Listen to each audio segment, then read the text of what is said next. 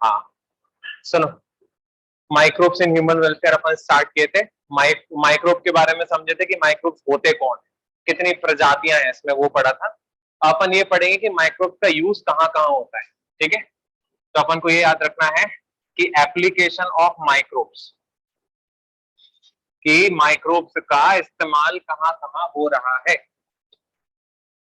पहला इस्तेमाल माइक्रोब का हो रहा है हाउस होल्ड में,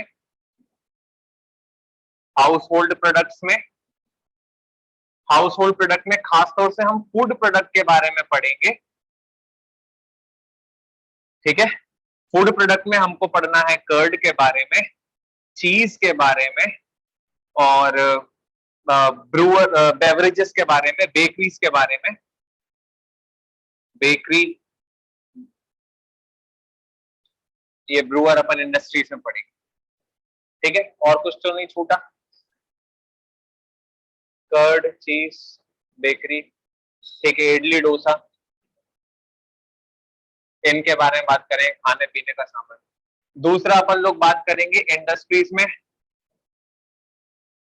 इंडस्ट्रीज में हमको ब्रूइंग इंडस्ट्री की याद करना है। ब्रूइंग इंडस्ट्रीज में अल्कोहल बनाया जाता है, और एक बेकिंग इंडस्ट्रीज, बेकरीज। ठीक है, अपन इसको यहां पर भी डिस्कस करेंगे। इंडस्ट्रीज के बाद माइक्रोब का यूज होता है बायो एक्टिव एजेंट्स के लिए। बायो एक्टिव एजेंट्स मतलब ये लोग कई सारे एसिड्स बनाते हैं, कई सारे केमिकल्स बनाते हैं, कई सारी मेडिसिन बनाते हैं, माइक्रो ऑर्गेनिजम्स। ठीक है, अब जैसे कुछ माइक्रो ऑर्गेनिजम्स होते हैं, एसिटिक एसिड बनाएंगे, एसिटोबैक्टर एसिडी नाम का जो होगा बैक्टीरिया, वो एसिटिक एसिड बनाता है। एसिटिक एसिड से विनेगर बनता है, विनेगर हमारे अचार वगैरह में डालते हैं। ठीक है, तो ये कई सारे ब्यूटायरिक एसिड बनाएंगे, फ्यूमेरिक एसिड बनाएंगे। ये लोग कई सारे एसिड्स बनाते हैं जो कि हमारे काम के होते हैं। केमिकल भी हमारे काम के होंगे, मेडिसिन भी हमारे काम के होंगे। ठीक है, सबसे इंपॉर्टेंट बात हमको पढ़नी है माइक्रोब्स वाले चैप्टर में, बायो एक्टिव एजेंट्स के अलावा बायोलॉजिकल कंट्रोल एजेंट्स।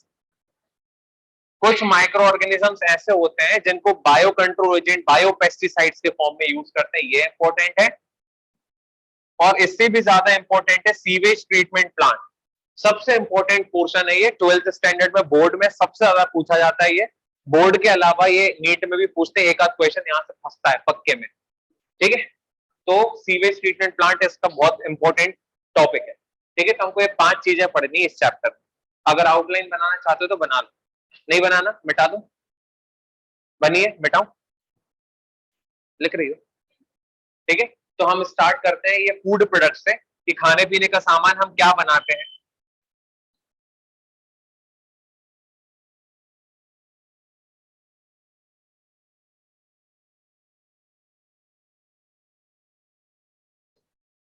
अब देखना, इडली डोसा में एक विवादित क्वेश्चन फंसता है, इसको मैंने इसलिए लिखा है क्योंकि लोग बात बोलते हैं इसमें ईस्ट डाला जाता है, एनसीईआरटी बुक इसको बैक्टीरिया बोल रही है। ठीक है, तो यहां पर हम शुरुआत करेंगे फूड प्रोडक्ट से, इडली एंड डोसा, यानी कि south Indian food. South Indian food जो होते हैं ये बेसिकली फर्मेंटेड फूड होते हैं, यानी कि इस बैक्टीरिया के अपन ने फर्मेंटेशन का इस्तेमाल किया। यानी कि बैक्टीरिया लोग क्या काम कर रहे हैं यहाँ पे, बैक्टीरिया लोग क्या काम कर रहे हैं, एनएरोबिक रेस्पिरेशन। एनएरोबिक रेस्पिरेशन कर रहे हैं। एनएरोबिक रेस्पिरेशन अगर बैक्टीरिया कर रहे हैं तो उसको हम फर्मेंटेशन भी बोलते हैं। यानी कि ये लोग क्या काम कर रहे हैं, ये इन्होंने ग्लाइकोलिसिस किया, ग्लाइकोलिसिस करके पायरुविक एसिड बनाया। पायरुविक एसिड क्रैब साइकिल में एंटर नहीं हुआ, माइटोकॉन्ड्रिया में नहीं गया, क्योंकि bacteria do not have mitochondria, इनके पास मीजोजोम होगा। ठीक है, अब तो ये यहां पर कहां पर, साइटोप्लाज्म में ही रमे रहे। साइटोप्लाज्म में जाकर इन्होंने क्या करी, फर्मेंटेशन। फर्मेंटेशन से इन्होंने बनाया बहुत सारा CO2। इसी CO2 का इस्तेमाल कर रहे हैं अपन साउथ इंडियन फूड में। ठीक है, CO2 बनाया, बहुत सारा H2O बनाया, और इथेनॉल बनाया, और 2 मॉलिक्यूल की ATP बनाई। ठीक है, ये काम बैक्टीरिया ने किया, इसलिए ये बात याद रखना। ठीक है। साउथ इंडियन फूड में एनसीईआरटी ने ये बोला है कि हमने बैक्टीरिया डाला। साउथ इंडियन फूड में चावल डालते हैं अपन लोग, दाल डालते हैं, गला देते हैं उसको, फिर पीस के उसको फिर रख देते हैं, तो उसमें बैक्टीरिया पनप जाते हैं। ठीक है। बैक्टीरिया अपन उसको ठंडे में नहीं रखते, उसको अपन गर्म एरिया में रखते हैं, सिर्फ 25 डिग्री सेंटीग्रेड के समथिंग। कभी नहीं देखा होगा कि मतलब इडली डोसा का जो बैटर है तुमने फ्रिज में रख दिया, नहीं रखते, उसको बाहर ही रखते, रूम टेम्परेचर। ठीक है। और अगर धूप निकल रही है तो धूप में जरूर रख देते हैं। ठीक है। हाँ, इनो भी डाल देते हैं जल्दी बनाना है तो। ठीक है। लेकिन जो ट्रेडिशनल तरीके से इसको बनाया जाता है तो इसको रखा जाता है एक आध दिन के लिए फर्मेंट होने के लिए, तो ये फूल जाता है, यानी कि आधा भगोना तुमने भरा होगा ना तो ये पूरा भर जाता है। ठीक है। और इससे टेस्ट भी अच्छा आता है, यानी कि थोड़ा खट्टी लगती है ना इडली खाने में, डोसा भी हल्का सा खट्टा सा लगता है, 110% खट्टा रहता है, जलेबी भी खट्टी लगती है खाने में, वो इस फर्मेंटेशन की वजह से। ठीक है। तो इसमें क्या हुआ, एनसीईआरटी बुक बोल रही है कि इस प्रकार के भोजन में हमने बैक्टीरिया का इस्तेमाल किया, ना कि यीस्ट का। ये सिखाना चाह रहा हूं, यीस्ट नहीं डाला हमने। ठीक है।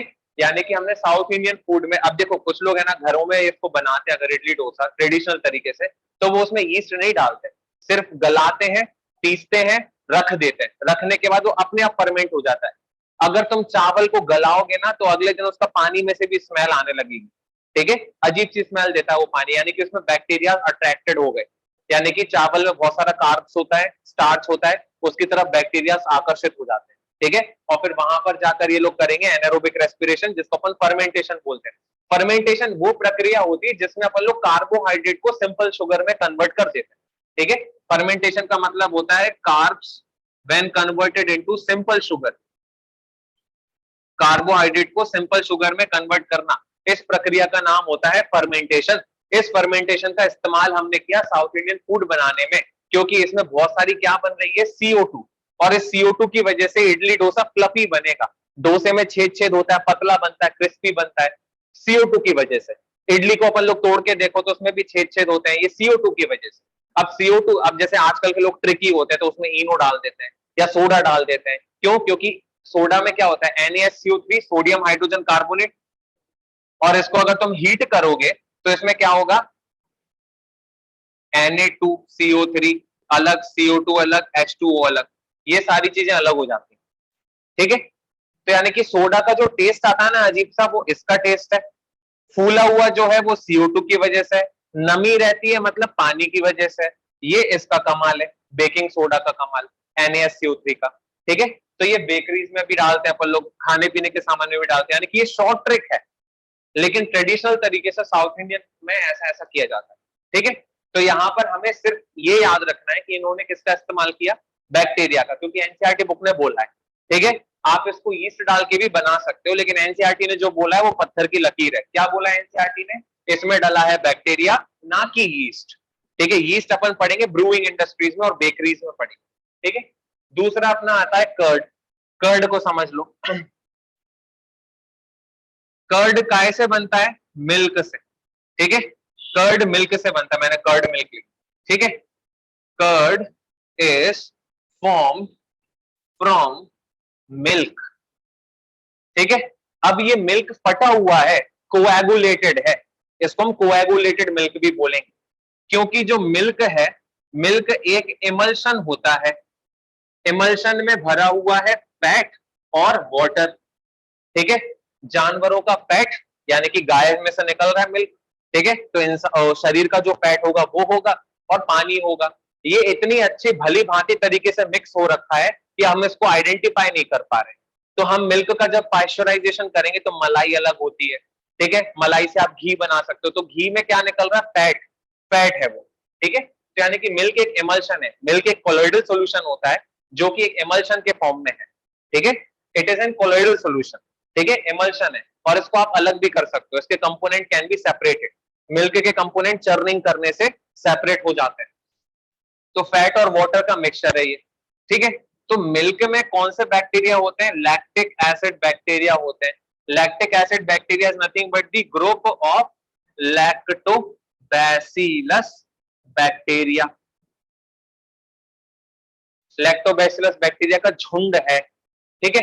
तो मिल्क में क्या हो रहा था, फैट और पानी को बाइंड कर रखा था एक प्रोटीन ने फैट को और पानी को साथ में जोड़ रखा था। इस प्रोटीन का नाम है केसिन।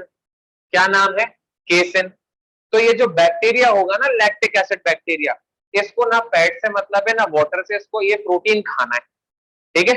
तो इस बैक्टीरिया ने, लैक्टोबैसिलस बैक्टीरिया ने केसिन को क्या कर दिया? पार्शियली डाइजेस्ट कर दिया।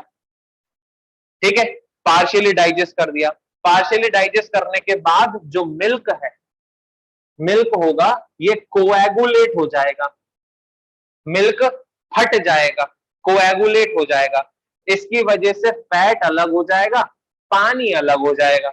मिल्क जब फट जाता है तो पानी अलग दिखता है, छेना अलग दिखता है।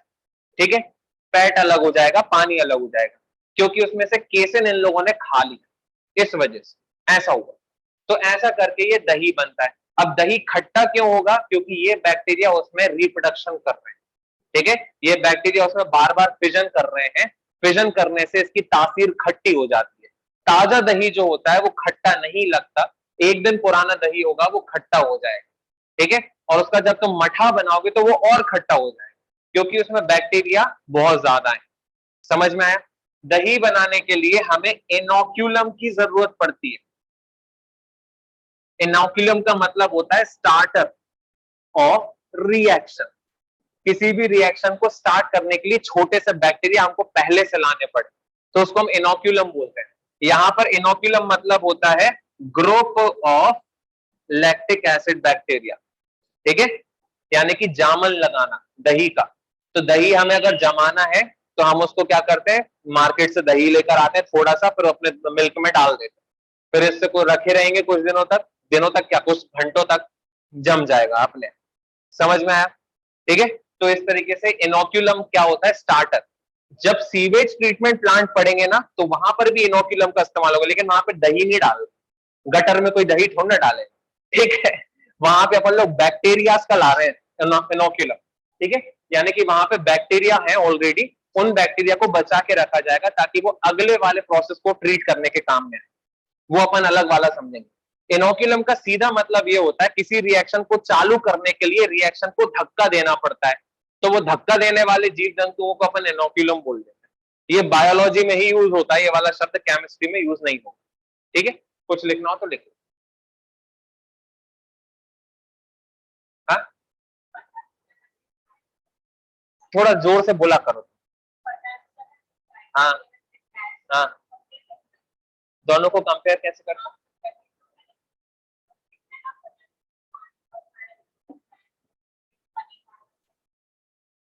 हमें समझ नहीं आ रहा तुम क्या बोल रही हो।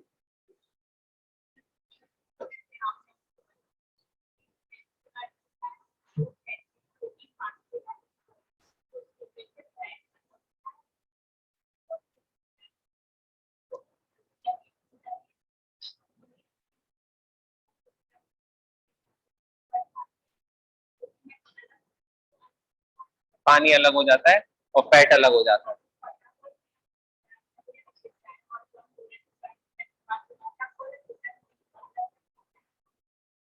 देखो, दही, फटा हुआ दूध और मठा, ये तीनों अलग अलग चीज है, लेकिन इनको आइडेंटिफाई कैसे करना है, ये इनमें डिफरेंसेस क्या है, डिफरेंशिएट कैसे करना है। ठीक है, दूध अकेला खुद की दम पे फट गया तो क्या हुआ? मिल्क का कोएगुलेशन। अगर आप इसको रखा रहने दिया तो मिल्क खट्टा हो जाएगा, तो वो प्राकृतिक दही बनेगा, यानी कि बिना इनोक्यूलम के दही बना दिया तुमने। ठीक है, समझ में आया? तो अगर लैक्टिक एसिड बैक्टीरिया इस केसिन को खाते जाएंगे, उनको फैट से मतलब नहीं है, तो फैट जमा होता जाएगा, उसी फैट को इकट्ठा करके अपन भा रहे हैं, तो उससे मक्खन निकाला, बटर निकाला। बटर में से जो नीचे धोंद बची पानी, उसको अपन ने क्या बोल दिया? बटर मिल्क, यानी छाछ। ठीक है, समझ में आया? तो ये अपन ने फैट निकाला ना, बटर निकाला। तो यानी कि बैक्टीरिया लोगों को बटर से कोई मतलब नहीं था, फैट से कोई मतलब नहीं था, उनको केसिन प्यारा था। मिल्क फट गया, यानी कि केसिन अभी भी उसमें है लेकिन पार्शियली डाइजेस्ट हुआ, तुमने उसको रखा, छोड़ दिया, कुछ नहीं किया, तो बैक्टीरिया उसमें होंगे और भी प्रोड्यूस कर रहे होंगे, तो उनके आने वाले बच्चे भी केसिन खा रहे होंगे, यानी कि पूर्ण रूप से केसिन हट गया। ठीक है, तो जो फटा हुआ दूध रहता है उसका जो पानी रहता है उसका रंग अलग होता है, देखना हल्का सा येलोइश और ग्रीनिश रहता है। और दही का जो पानी रहता है वो एकदम ट्रांसपेरेंट होता है पानी की तरह, क्योंकि उसमें केसन बिल्कुल नहीं है। जो लोग फटा हुआ दूध नहीं पचा पाते वो दही पचा लेते हैं, ऐसा होता है। और मठा एक ऐसी चीज होती है, बटर मिल्क, वो सब डाइजेस्ट कर लेते हैं। ठीक है, मठा वरदान है शरीर के लिए, इससे पीलिया तक सही हो जाता है, जॉन्डिस, क्योंकि हमें इंटेस्टाइन को साफ कर देता है। ठीक है, तो भोजन के बाद जैसे पहले रायता वायता खाते थे लोग, ठीक है, तो ये जरूरी है।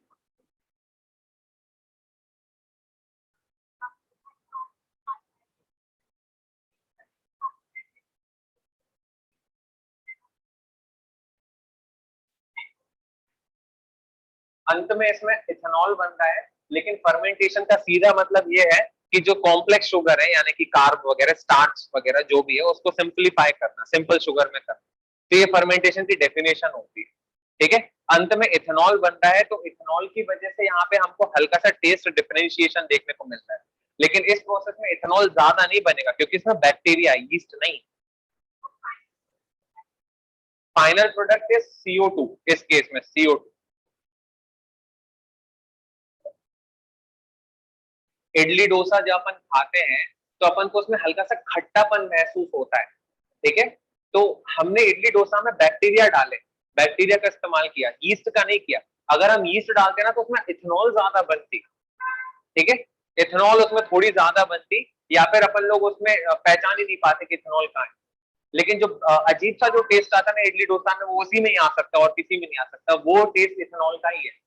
लेकिन हमने इसका उद्देश्य क्या था, यहाँ का बैक्टीरिया बुलाने का, CO2। CO2 की वजह से वो और फूली हुई इडली बनेगी, CO2 की वजह से बहुत क्रिस्पी वाला डोसा बनेगा। तो CO2 is our main aim. हाँ, ईस्ट नहीं रहता, बेकरी में ईस्ट रहता है, लेकिन उस ईस्ट को अपन पका देते हैं, तो इस वजह से वो इथेनॉल का इतना ज्यादा जोर नहीं चल पाता।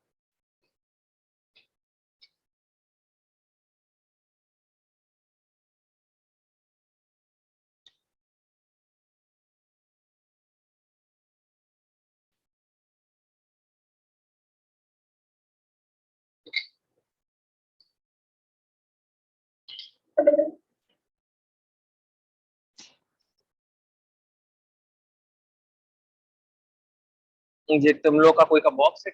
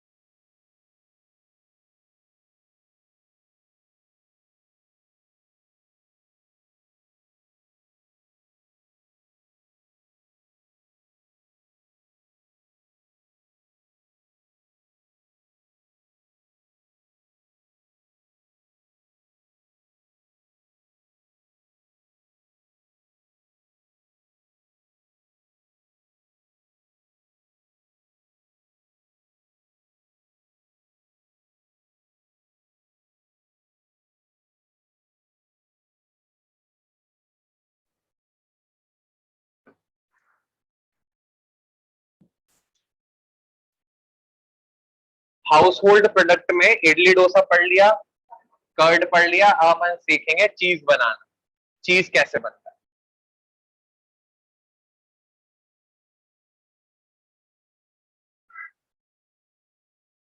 सबसे अजीब हिस्सा इस क्लास का, बोर्ड मिटाना।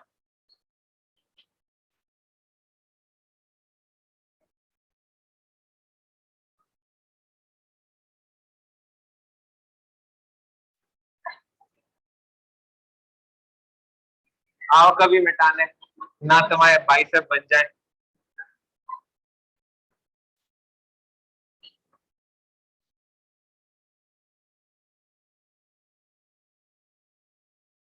पता नहीं इसको क्या कसर पड़ गई इस बोर्ड को।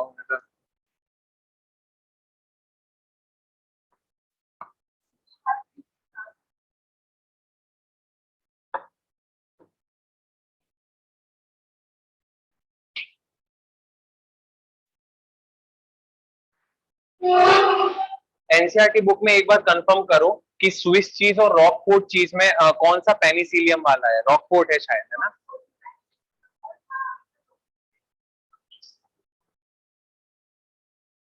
चीज जो है ये मिल्क को फाड़ के ही बनता है, कोएगुलेट करता है। मिल्क को कोएगुलेट कर देंगे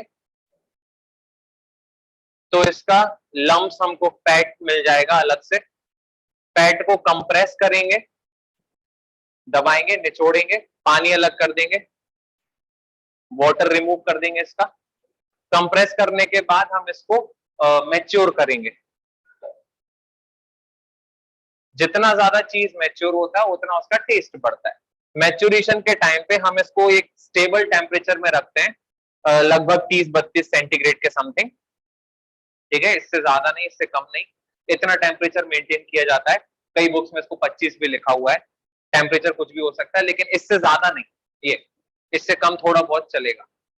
मैच्योरेशन के टाइम पे इसमें कई सारे बैक्टीरिया एक्ट करते हैं, इसमें कई सारे बैक्टीरिया एक्ट करते हैं जिसकी वजह से इसका फ्लेवर बढ़ता है। ठीक है, बैक्टीरिया की वजह से फ्लेवर बढ़ता है, एनहेंसमेंट ऑफ फ्लेवर। ठीक है, अब इसमें कुछ चीज ऐसे होते हैं जिसमें फंगस का यूज किया जाता है, कुछ ऐसे होते हैं जिसमें बैक्टीरिया का यूज किया जाता है। ठीक है, इन दोनों में फर्मेंटेशन होगी। इस वजह से क्या, देखो बैक्टीरिया ज्यादा फर्मेंटेशन करेगा, तो ज्यादा फर्मेंटेशन करेगा तो ज्यादा CO2 भी बनाएगा। तो बैक्टीरिया की वजह से जो चीज बन रहा होगा उसमें बड़े छेद हो रहे होंगे। ठीक है, टॉम एंड जेरी वाला जो चीज होता है ना, चूहा लेके भाग जाता है, बड़े छेद वाला। कई बार चूहे सपना देखता है कि मैं चीज के अंदर डांस कर रहा हूँ, ऐसे वो छेदों के अंदर, है ना? तो वो होता है कौन सा चीज? Swiss cheese. तो बैक्टीरिया से बनता है कौन सा चीज? Swiss cheese. ठीक है, इसमें लार्ज होल होंगे, यानी कि इसमें ज्यादा फर्मेंटेशन हुआ होगा। इसमें एक बैक्टीरिया का इस्तेमाल हुआ जिसका नाम है प्रोपियोनी। प्रोपी प्रोपियोनी बैक्टीरियम।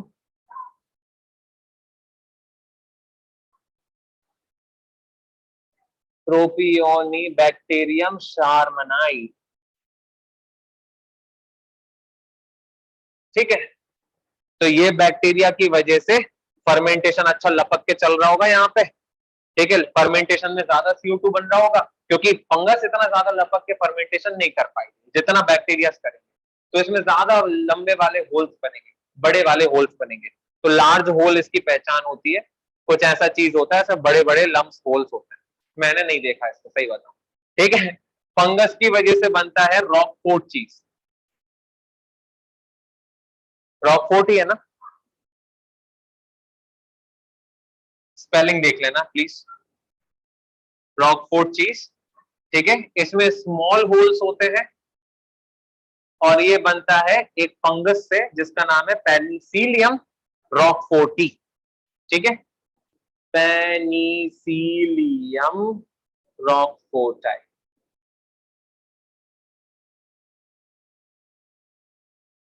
ठीक है, तो ये चीज की बात है। अब बात करेंगे बेकरीज की, कि बेकरी इंडस्ट्रीज में क्या हो रहा है। बेकरीज में हम बनाते हैं बिस्किट्स, जिसको विदिशा की लैंग्वेज में बिस्कुट बोल देते हैं। ठीक है, और बनाएंगे ब्रेड्स।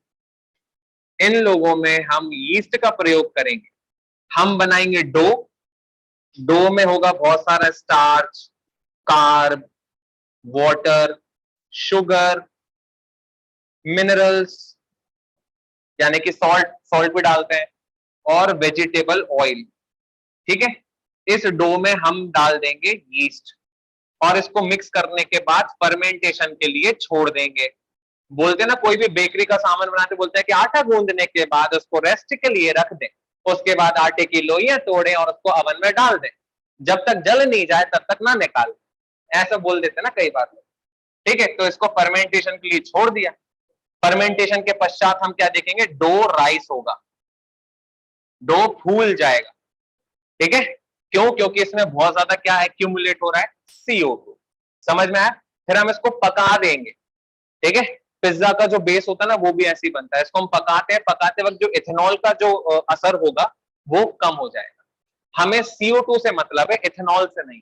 तो यहां पर हमने यीस्ट का इस्तेमाल किया, इसको हम बोलते हैं बेकर्स यीस्ट, और इसका भी नाम क्या होता है, सैक्रोमाइसिस, माइसिस सेरेविसियाई। ठीक है, तो ये भी यीस्ट शराब की इंडस्ट्री में भी यही यूज होगा और बेकरीज में भी यही यूज होगा, अलग से कुछ नहीं है। समझ में आया? ठीक है, तो इसमें CO2 का उपयोग होगा, इथेनॉल को अपन जला देंगे। जला देंगे इन द सेंस जब उसका पकाया जाएगा तो इथेनॉल का काम खत्म। तो ये बेकरीज। ठीक है, अगली क्लास में अपन इसको आगे कंटिन्यू करें।